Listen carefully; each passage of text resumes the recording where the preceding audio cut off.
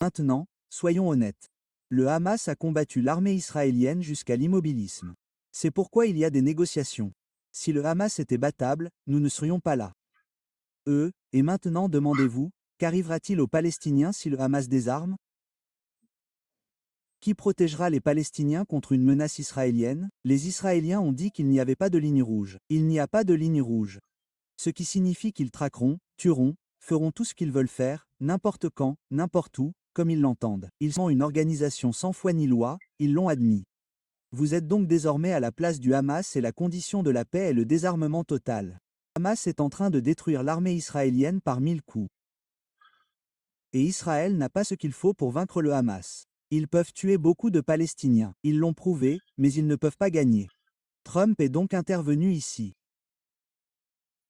Mais ça ne marchera pas parce qu'Israël a présenté des exigences auxquelles le Hamas ne peut tout simplement pas répondre et ne répondra pas.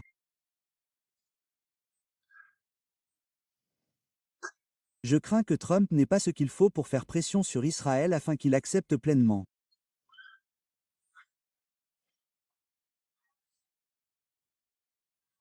Je pense que nous allons assister à des manœuvres de la part d'Israël qui essaiera de faire libérer les otages et peut-être libérera-t-il les Palestiniens qu'il détient en prison, mais passer à l'étape suivante qui nécessite la dissolution du Hamas est inacceptable. Le djihad islamique a accepté les conditions du Hamas.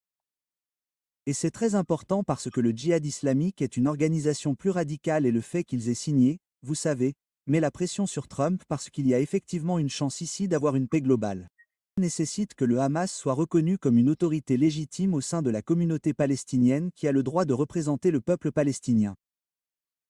Et dans l'état actuel des choses, Israël ne le permettra tout simplement pas. Je suis d'accord. Je pense que c'est le principal point de friction parce que tout le monde est ravi que le Hamas ait accepté de libérer les otages, mais la plupart des gens ne savent pas que le Hamas a accepté à plusieurs reprises de libérer les otages. Tant qu'Israël se retire, c'était l'une de leurs principales demandes. La guerre prend fin, l'aide arrive. Ce sont les mêmes conditions dans ce plan de paix de Trump. Maintenant, la différence ici est qu'il y a une demande pour que le Hamas désarme. Le Hamas n'a pas du tout répondu à cela, ce qui implique en quelque sorte qu'il n'acceptera pas. C'est une préoccupation tout à fait légitime. Vous savez, ils exigent, je crois, qu'ils aient déjà laissé entendre qu'ils pourraient désarmer. On pourrait même dire qu'ils ont laissé entendre plus de choses auparavant qu'ils ne l'ont fait dans cette réponse.